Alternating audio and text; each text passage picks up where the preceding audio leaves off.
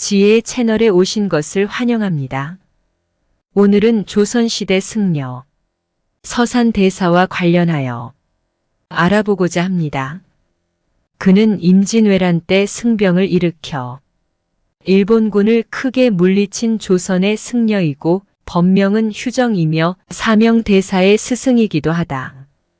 그의 해탈시, 개송, 명언 등과 사명대사의 스승이 된 대두 배경 등 현실적이고 실용적인 내용을 담고 있으며 사회적인 가치와 도덕적인 가치를 강조한 그의 냉철한 조언은 인간의 삶과 사회적인 관계에 대한 인사이트를 제공한 내용이오니 끝까지 경청하여 주시기 바랍니다.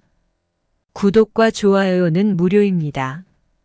당신의 클릭 한 번으로 많은 이들에게 삶의 지혜를 공유할 수 있습니다.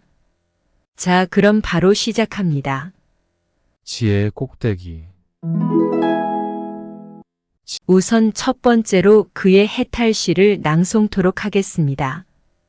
근심 걱정 없는 사람 누구인고 출세하기 싫은 사람 누구이며 시기 질투 없는 사람 누구든가 흉 허물 없는 사람 어디 있겠소. 가난하다 서러워 말고 장애를 가졌다 기죽지 말며 못 배웠다 주눅 들지 말 것이며 세상살이 다 거기서 거기이다. 가진 것이 많다고 유세를 떨지 말고 건강하게 지내며 큰 소리를 치지 말며 명예를 얻었다고 목을 힘주지 말 것이며 세상에는 영원한 것은 없다는 것을 기억하라. 잠깐 단위로운 세상.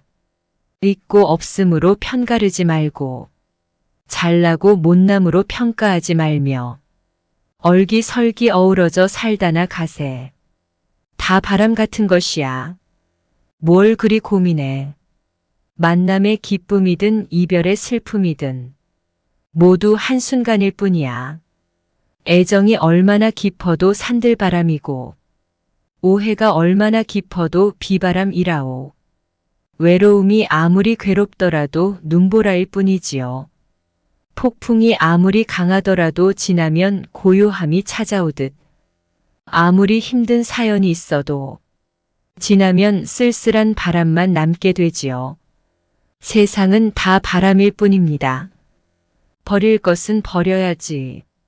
내 것이 아닌 것을 가지고 있으면 무엇하리요.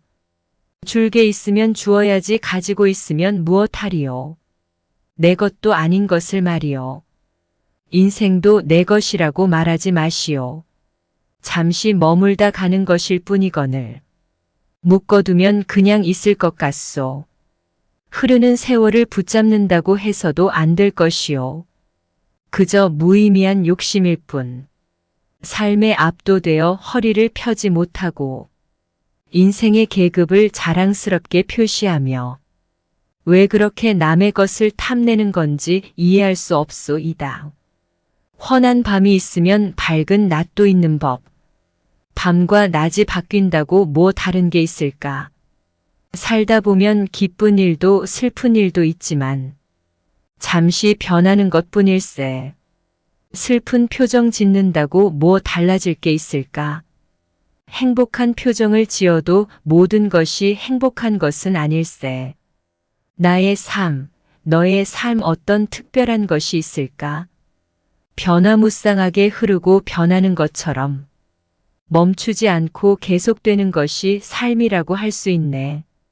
인생은 마치 구름 한 조각이 떠오르는 것과 같고 죽음은 마치 구름 한 조각이 사라지는 것과 같다. 구름은 실체가 없는 것처럼 인생과 죽음도 마찬가지로 변화하고 지나가는 것이다. 인생은 마치 한 조각 구름이 일어나는 것과 같다. 죽음은 마치 한 조각 구름이 사라지는 것과 같다. 구름은 본질적으로 실체가 없는 것이다. 생과 사 오고 가는 것들은 모두 그와 같도다. 잘 들으셨나요? 다음은 사명대사가 서산대사의 제자가 된 대두 배경을 살펴보도록 하겠습니다. 사명대사는 서산대사에게 참새를 잡아 물었습니다. 이 참새가 살았을까요? 죽었을까요? 서산대사는 반문하며 나는 법당의 경계에 서 있는데 나는 나갈까요? 들어갈까요? 라고 물었습니다. 그들은 웃으며 인사를 나누었습니다. 서산대사는 물고기를 먹고 다시 살려주는 도전을 제안했습니다. 그는 물고기를 먹고 다시 뱉어내어 살려주었지만 사명대사는 그렇게 할 수 없었습니다. 다음으로 달걀 쌓기 대결을 했는데 서산대사는 공중에서 달걀을 쌓아 내려갔습니다. 이에 사명대사는 그의 능력에 감탄했습니다. 점심시간이 되자 사명대사는 점심을 준비하라고 했습니다. 그러나 상자가 가져온 것은 바늘이 가득한 국수였습니다. 서산대사는 그것을 맛있게 먹었지만 사명대사는 먹지 못했습니다. 결국 사명대사는 서산대사에게 패배를 인정하고 제자가 되었다고 합니다. 그 후 서산대사와 사명대사는 외란을 극복하는 데 혼신을 기울인 장본인이었습니다. 양맥대사야말로 나라를 구한 승려로 영구히 기억될 것이다. 마지막으로 그의 개송과 명언 등을 공부하도록 하겠습니다. 소쩍새 소리 듣고 창밖을 내다보니 눈 가득히 봄빛이라 온 산들이 고향 동네. 물을 길어 돌아오다 뒤를 한번 돌아보니 푸른 산이 첩첩산 중 그 둘레의 흰 구름들. 차라리 한평생을 바보 천치 될지언정. 겉 문자에 속고 사는 그런 사람 안 되리라. 머리는 흰머리 돼도 마음은 그대로라. 이 내용을 옛사람이 일찍이 말했지만 지금 듣네 이 자리에 닭 우는 소리. 대장부가 해야 할 일을 모두 마쳤노라. 내가 깨달음을 얻은 후에는 눈에 보이는 모든 것들은 단지 허무한 것뿐이고 천만금의 가치가 있는 보배로운 대장경도 본질을 알아보면 글자 없는 텅 빈 종이일 뿐이다. 주인의 소망을 손님에게 이야기하고 손님의 꿈을 주인에게 이야기하니 지금 두 가지 꿈을 이야기하는 나그네. 어쩌면 그 또한 꿈속 사람일지도 모르겠도다. 다양한 나라의 대도시들은 작은 개미집과 같아 보이고 하늘 아래 영웅과 호걸들은 하루살이 초파리처럼 느껴지며 달빛이 밝은 창가에서 누워 맑은 하늘을 바라보니 바람이 솔솔 불어오며 다양한 풍경이 끝이 없으랴. 서로 다투던 모든 생각들. 붉은 화로에 떨어지는 작은 불꽃 한 점이라도 흙 위를 걷는 소가 강물 위로 걸어가는데 땅이 사라지고 하늘이 무너지도다. 한마디 일러줄 말이 나에게 있으니 헛된 생각과 인연들을 끊을지어다.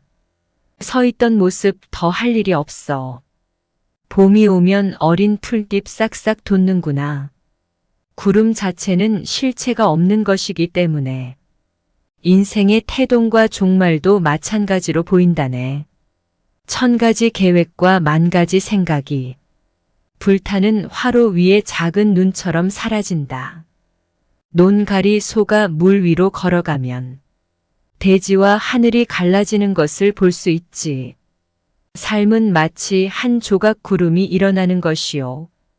죽음은 마치 한 조각 구름이 사라지는 것이다. 구름은 본질적으로 실체가 없는 것. 생과 사 오고 감이 모두 그와 같다. 눈이 덮인 들판을 걸어갈 때 조심스럽게 걷자. 오늘 내가 밟은 발자국은 뒷사람의 안내가 될 것이니라. 너의 손에 쥔 것이 얼마나 되는지 너보다 더 부족한 이들에게 너의 것을 조금 나눠줘라. 그들의 마음 땅에 너의 기억 씨앗을 뿌려라. 사람들의 마음 속에 향기로운 꽃이 피면 천상이 별도로 필요 없고 낙원이 따로 필요 없다네. 이복의 친구여. 살아있음이란 무엇일까? 한 번 숨을 깊게 들이마시고 그 숨을 다시 내뱉는 것. 얻었다가 잃었다가 다시 얻는 것. 그것이 바로 살아있음의 증거 아닐까? 그러다 어느 순간 들이마신 숨을 내뱉지 못하면 그것이 바로 죽음이지. 아무도 그 가치를 요구하지 않는다. 공기 한 모금도 얻었던 것을 잃을 줄 모르면 그것이 곧 저승으로 가는 길임을 알면서도 왜 그렇게 이것도 나의 것 저것도 나의 것 모두 나의 것이냥 꼭 쥐어두려고 하는가?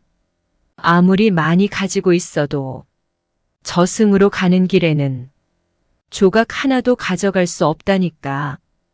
필요한 만큼 사용하고 남은 것은 버릴 줄 알아야 한다. 너가 꼭 쥐고 있는 것이 얼마나 되든 너보다 더 아쉬워하는 사람에게 너의 것을 조금 나눠주고 그들의 마음에 너의 추억의 씨앗을 뿌려 사람들의 마음속에 향기로운 꽃을 피우면 낙원이 따로 없다네. 이상으로 서산대사에 관련하여 간략히 알아보았습니다. 그는 임진왜란이 일어난 시점에 이미 70을 훌쩍 넘긴 노인이었지만 1,500명의 병사를 이끌고 전장에 나섰다. 사명대사와 결탁한 후에는 명나라의 군사력과 결탁하여 한양을 회복하고 팔도 선교도 총섭이라는 직위를 맡았다.